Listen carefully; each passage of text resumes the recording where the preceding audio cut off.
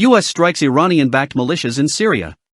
President Joe Biden on Thursday directed U.S. military airstrikes in eastern Syria against facilities belonging to what the Pentagon said were Iran-backed militia, in a calibrated response to rocket attacks against U.S. targets in Iraq.The strikes, which were first reported by Reuters, appeared to be limited in scope, potentially lowering the risk of escalation. Biden's decision to strike only in Syria and not in Iraq, at least for now, also gives the Iraqi government some breathing room as it carries out its own investigation of a February 15 attack that wounded Americans. At President Joe Biden's direction, U.S. military forces earlier this evening conducted airstrikes against infrastructure utilized by Iranian-backed militant groups in eastern Syria, Pentagon spokesman John Kirby said in a statement. President Biden will act to protect American and coalition personnel.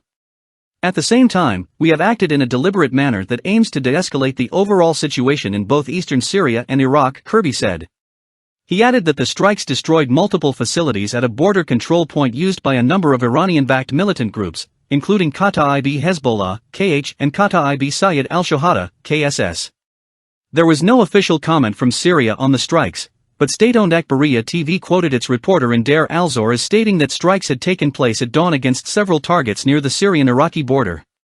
A U.S. official, speaking on condition of anonymity, said the decision to carry out the strikes was meant to send a signal that, while the United States wanted to punish the militias, it did not want the situation to spiral into a bigger conflict.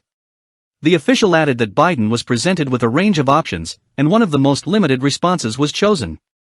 It was not immediately clear what damage was caused, and if there were any casualties from the U.S. strike.